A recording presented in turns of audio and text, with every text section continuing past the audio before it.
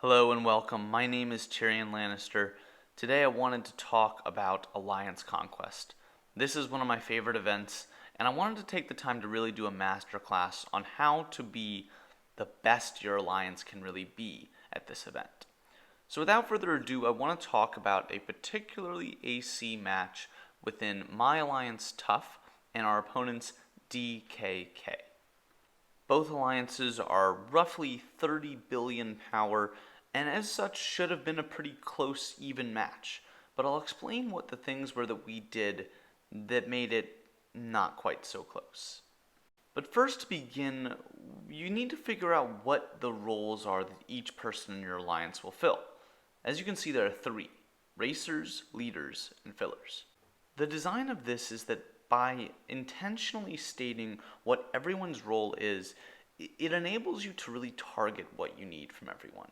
So your racers should focus on speed, your leaders should focus on their stats, and your fillers should really focus on healing speed and other ways that they can get troops back as quickly as possible. So now let's take a look at the beginning of this match. As with everything, you race for the four main structures: the mother, the warrior, and the two outposts. And this is where it's your racer's turn to shine. The goal of a racer is to race for buildings. As you can see here, I'm trying to race for the mother. I unfortunately was a little bit slow. I didn't have my presets done yet, but as you can see, I should have done it sooner. Hit that button, spam them, but right here, as you can see, I'm too late. If you look in the top right corner, you'll notice that they have already taken the mother, and this is now pointless. They have beaten us to that race. Good on them. In fact, DKK is pretty fast. They got 3 of the 4 initial positions. We only had the warrior at this point. But I want to fast forward for a second. I want to take a look at what happens if you actually win the race, which we're going to here in a second on the port. Now, what is interesting about this is that in theory, a racer probably isn't your strongest lead. They're probably not the person you want in this building. So we're going to do something called swapping, and I'll show that in a second. Here I am racing again. I once again misclick because I'm not the best at this. But luckily for us, while I'm looking at that, Ibrahim is able to make it in and get this building for Tough. Now in Tough, we have 2 really strong leads. We have Diver and we have the Titanic account. So as you can see, what I'm going to do here is I'm going to start reinforcing Ibrahim. I'm going to send out my regiment. This was our primary focus. If we could get the port, everything else is going to fall into place. But as you can see, looking in the corner, we're not doing so well right now. We control very little of this map, and we're about to do a very risky play. We're going to try to swap Ibrahim out for one of those 2 stronger leaders. So what's happening right now is Titanic is counting down how long he is out from this port. As we're counting down to this 5, 4, 3, Ibrahim disbands, Titanic takes it over, and now everyone spams their speeds in.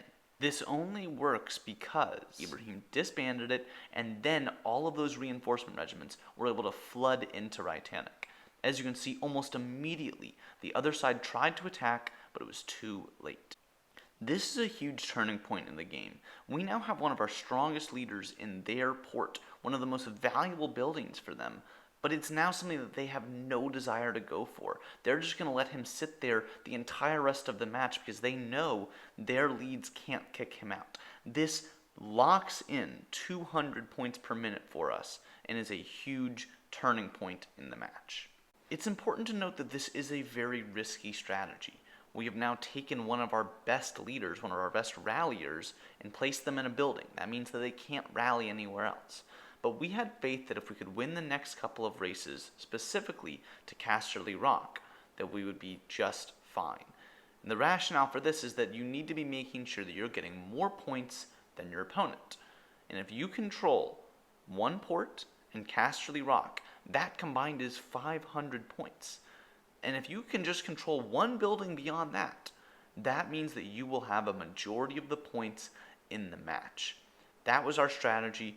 Make sure Titanic is in the far port, Diver get into the Casterly Rock, and then control 1 other building. And you'll see that we're able to do that, and it executes flawlessly. But that had to happen by us winning the race to the Casterly Rock. So I started early this time, wanted to make sure I had plenty of time to set up my formation, do everything else I needed to do with 10 seconds out, checking my timer, everything's working right, just testing it out, trying to make sure that everything's going to go well, because we need to win this race. If we lose this race, we may be in some serious trouble. Luckily, start spamming my heals. Once again, it messes up because I just was not having any luck that game. But again, Ibrahim, our best racer, was able to get in first. So luckily, we did manage to win this race. And again, one of the perks of this is that we can keep using him again and again and again. You can use that same racer to race for multiple different targets because every time they get it, they're just swapping it out for someone else. So as you can see now, we were timing Diver's slow march. We wanted to make sure that when his march got there, that we disbanded and we allowed Diver to take it over and everyone else to spam their reinforcements in. So here you can see I'm reinforcing because I want to make sure I have that regiment walking. And then I wanted to go and look at Diver, see how far out he was, how much more time we had, make sure that we're counting it out so that we get it just right. Ideally, we're disbanding seconds before he gets in there, so it gives the other side very little time to react and try to overtake the building. Again, this only works if you have other reinforcements already marching, that way they can spam in right when Diver gets there. So as you can see, Diver gets there, we spam in, he swaps over, and flawlessly we have transferred over possession to Diver, and it's going to be very, very difficult for our opponents to knock either of those two out. But like I said, the key is that you need to have one other building.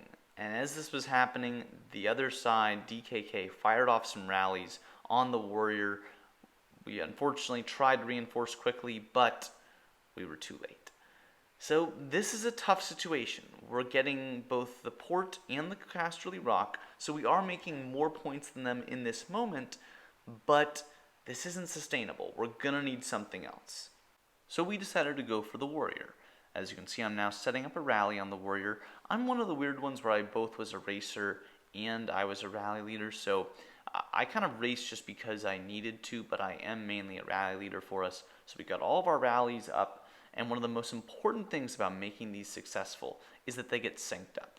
So all of these people are on voice chat with me, and I'm making sure that we're all lined up. Once everyone is ready, then we're going to fire them all off together at the exact same time. This is very important because getting them synced up is going to make it much harder for opponents to reinforce properly. So I got my rallies ready, I pressed attack, I told everyone else to attack as well, and we're off. Now I acknowledge that in theory it would have been better for us to have synced them up where if someone was a little bit faster then they could go a little bit later, but we were all close enough in timing that we felt pretty good. As you can see from our timing, they're pretty close. There are a couple that were a little bit behind because they didn't send cavalry.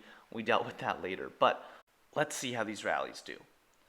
Mine hits and it kicks out about half of his troops. Unfortunately, it wasn't a win, but we're chipping away, and then, well, wait a minute, where are the rest of the rallies? Yeah, unfortunately, about, like I said, half of our rallies were still on the way because they didn't have cavalry. This was really unfortunate because, as you can see, they're all of a sudden able to speed in all these extra troops to fight off the rest of our rallies that are still marching. Had they been all together, it would have probably been quite easy to take this down. But because we had to wait on them, as you can see, they're able to refill this mother, and once our rallies hit for the second wave, we get it very low, clearly where we would have been able to take it had them all been together, but we're not able to. But I didn't want to be discouraged, so I told us to rally up, let's try it again. So we get our rallies back together. I make sure that everyone that is a rally leader is only using cavalry, and we fire them off for a second time. Now that all the rallies are all together, as you can see, we have a very different result. Feels much better. Very satisfyingly, we win over the mother. We're finally able to start healing. Well, next up, we tried to go for the near port. As you can see, we tried firing off a couple of rallies. Because it's so close to us, we're hopeful that we could just fire them off in quick succession and do some damage. But rallies didn't go so well. Yeah. Yikes. But we try to change up the formation and go for it again. So here goes the next wave of rallies hitting the port. As you can see, they're hitting with pretty quick succession. They're not able to get in many reinforcements very quickly. And as you can see, we actually get it pretty low. We're almost able to take it as these last couple of rallies go in. We take it down to just 1 million troops if we could just get one more rally to hit. But we don't. Third time we're firing the rallies out there. Is it third time's the charm? Yeah, not quite. So we decided we would try to get our last couple points somewhere else. So instead we targeted the near outpost to us, which we thought would be an easier target and hopefully one that we could beat. As you can see, these rallies are walking in, and the important thing to recognize is that the reason why this strategy has been working so well is that they haven't fired a single rally back on us. We've just been able to choose our targets, hit whatever we want. And as you can see, we were able to beat this outpost. Liquid Ferrum is able to get in there, and this is giving us the edge. Now we're getting points, and they have really nothing they can do back. They could have tried to rally Liquid, but at this point, they're drained of troops, and it's really going to be very difficult for them to knock out either of our two main leads that are in the most important buildings. Here, DKK does try a rally on the Mother. They send in a couple of them, but we're able to pretty nicely send in reinforcements and ensure that nothing's going to go wrong.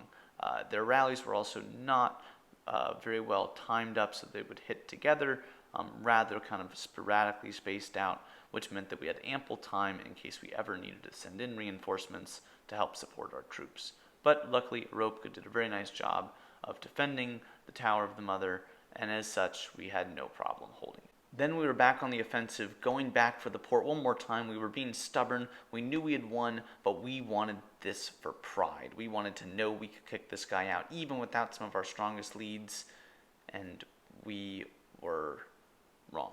But then I noticed something. I realized that he only had about 3 million troops left, and they were all of a certain type. So I quickly made a counter rally. I countered it purely, and I got him down to less than 300,000 troops. Literally a solo would take this. But we weren't quick enough. They got back to about 2 million troops, so we did one last rally. And this time we finally won. We finally took it over. It was extremely satisfying. We were all cheering and thrilled to have finally taken over this dreaded port. For the rest of the match, we mostly hold on to those buildings, but we decided we would go for the far outpost, and luckily we managed to take that as well. So there you have it, folks. That's how we ended up winning this match, despite the fact that they had more power than us. And frankly, it's important to note, this really wasn't that close. The score may have looked close, but the important thing is that there was never an opportunity for the other side to get those points back.